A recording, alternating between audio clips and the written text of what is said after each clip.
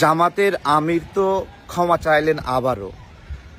তাদের অনুসারী যারা আমরা সমালোচনা করলেই এসে হ্যারাসমেন্ট করেন, নোংরা নোংরা ভাষায় গালি করেন, তারাও কি ক্ষমা চাইবেন? সাংবাদিকরা জিজ্ঞাসা করেছিল, আপনি যে ক্ষমা চেয়েছিলেন ওই ক্ষমা চাওয়ার মধ্যে 1971 সালে যুদ্ধ অপরাধের বিষয়টিও আছে কিনা। তখন উনি একটু বুদ্ধি করে বলেছেন 47 থেকে শুরু করে 71 এবং বর্তমান পর্যন্ত যত ভুল কাজ আছে যার দ্বারা মানুষ কষ্ট পেয়েছে সব কিছুর জন্যই উনি ক্ষমা চেয়েছেন।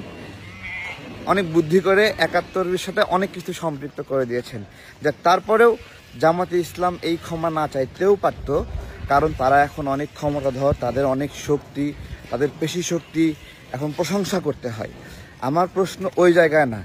আমরা রাজনীতি করি, রাজনীতি করতে গেলে রাজনীতি একটা প্রতিযোগিতার জায়গা, যে পরস্পরের ভুল ধরবো, সমালোচনা করব, কিন্তু এই যে সমালোচনা করলে হ্যারাসমেন্ট করা, নোংরা গালি দেওয়া, বাবা মা তুলে গালি দেওয়া, এগুলোর জন্য আমি দৃষ্টি আকর্ষণ করছি জামাতে ইসলামের, যে আপনাদের কর্মীরা এগুলো করছে। যখন দেখি অমুকের পোলা মানে ওই যে আপনার হলো ড্যাশ ড্যাশ পোলা, এগুলো বলে যখন গালি দেয় না, যখন প্রোফাইলে গিয়ে দেখি জামাতের পোস্ট শেয়ার করা, তখন আমাদেরও খারাপ লাগে।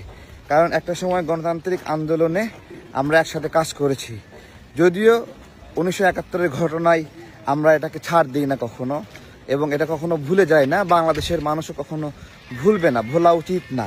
এটা আমাদের ইতিহাস। এই ইতিহাসে একজন ভিলেন আছে, বা একটা পক্ষ ভিলেন আছে, একটা পক্ষ হিরো আছে।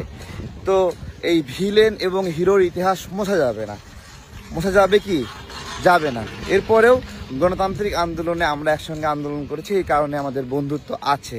কিন্তু রাজনীতিতে পারস্পরিক সমালোচনা আপনারা যদি মনে করেন যেটা হওয়া উচিত না, এটা বন্ধ হয়ে যাক, এবং এটা বন্ধ করার জন্য আপনারা একবারে মানে বুনো কচু আছে না, এটা খেলে যেরকম মুখ চুলকায় এরকম এসে হামলে পড়বেন, এইটা আসলে আমরা আশা করি না।